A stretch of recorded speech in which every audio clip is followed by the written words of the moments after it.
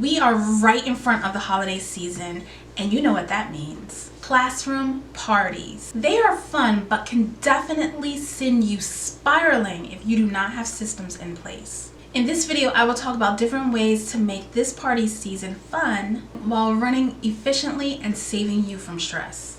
Stay tuned. I'm all about planning for those times that may upset your classroom management so that it doesn't suffer during those times of the year.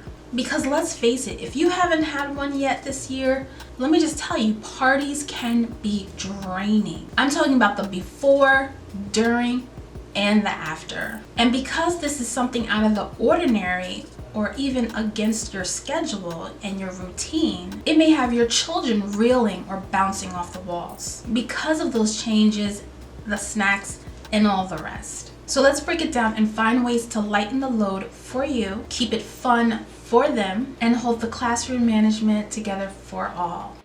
What's that saying? Fail to plan, plan to fail. But you never realize what you have to plan until you go through some nonsense and realize that you need to do things differently next time. That's what happened to me, so that is why I am doing this video. That's why I'm here sharing some tips, because I know how bad it can get if it is not planned efficiently. So here are some things that you can consider when you are planning a party. So 1 is donations, 2 is parent volunteers, and 3 is figure out the schedule or brainstorm some activities that you will be doing during that time, as well as the logistics, like where are you going to be doing it and how are these things going to run. So basically the before stuff is a way for you to map out all the things that you will need, but also ways to save you some time, stress, and energy so that you can continue to do what you do in your class every day. And pretty soon you will become very good at anticipating potential problems when these types of occasions come up. So for donations, this is a great way for you to leave that to somebody else to bring in the items and worry about going to the store and bringing those items into the classroom. So what you would do is just have a list up of all the things that you are requesting for the class, and that could be anything from actual materials that they're going to be eating with, or store-bought food that you want to be brought into the school as well. Now, every school is different, so make sure that you're checking with your administration to find out what types of things are allowed and what types of things aren't. Parent helpers or volunteers are a great way to relieve some of that stress from you as well. There's another saying that says a closed mouth does not get fed. So if you're not asking your parents to help out, then how are they going to know? So when you write your letter regarding the party, also include somewhere where you are looking for volunteers, whether that is to set up the classroom for a party, depending on what type of party it is. Set up the classroom, maybe to help break the classroom down, like as far as like decorations and cleaning up and stuff like that are concerned. And you have to make sure that you're giving them enough time to respond to it as well. And when it comes to brainstorming your activity list and trying to figure out how or what you're going to include and what you're not going to include, this is important because we have these ideas in our head, or we find ideas on the internet that we would like to incorporate into our classroom for these occasions, but then we don't really think it out. Maybe I should just talk about myself. You don't really think it out, and then when you want to play the game, you haven't really successfully planned your environment to play the game. So you want to make sure that you are thinking about the materials that you're going to need for the game, and also what is the classroom going to look like. What I think would be a great idea that maybe you would want to try is if you have a partner teacher in your classroom, maybe have them take half and you take half, and then you play 2 games and then switch the groups, something like that, just so that you are utilizing the space that you have in the classroom and you're utilizing everyone, all adults in the classroom. So when you're planning, make sure that you're planning for all those things. Plan for mishaps, or at least think about, well, what would happen if this doesn't work out, or, you know, things happen. You know, what if the person that you're working with calls out? Like, how would you change it up? How would you rearrange this time, or switch the game up? So I just think planning it is a whole lot better than winging it. Like, you may have a list of ideas of the things that you would want to do, but really take a look at those games that you are finding on the internet, or the ideas that you're getting from coworkers, and try to figure out, how is this going to work in my classroom? How is it going to work with my children?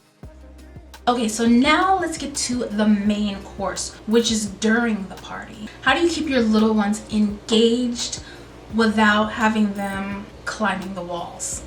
Part of this is strategically planning during the before stage. You know your children, you know the space that you have. So and you have walked through the games that you are going to be playing and how they are going to run. But also think about things that are as small as serving the children and having them eat, because if you're changing the classroom around, that may affect their tables where they're going to eat, which may affect how they are being served. So something as simple as that can become a complicated process during a party when you're working with preschoolers. You may want to think about, if it's going to be different, how are they going to get the food? How are they going to eat? And also to get rid of their garbage.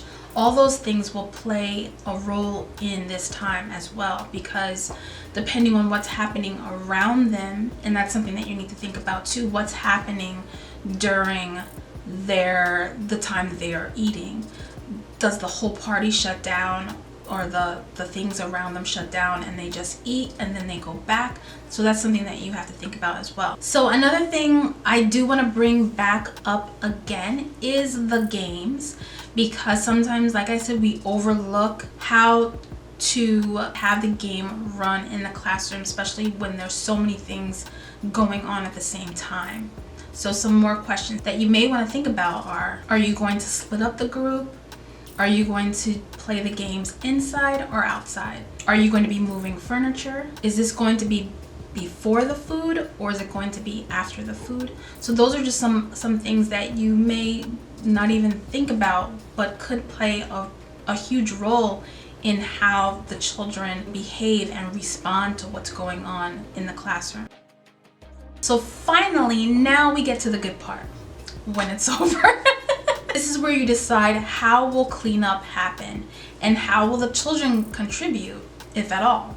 So for me, this was handled differently depending on the age of the group, and also depending on the time of the year that this was going on, because this not only happens for like those big celebrations, but sometimes could happen for like just regular parties as well, like birthday parties. So sometimes I had children help. Sometimes I had the children go into a meeting place. They worked on something, whether it was reading a book or maybe doing some type of quiet activity, while I did most or the bulk of the cleaning, just to like make sure that the room looked semi-normal. Another thing to think about during this after time is, what happens to the schedule for the rest of the day? Will it be a modified schedule, or will it be business as usual? And are you prepared either way? And sometimes this after part, it's the day after, depending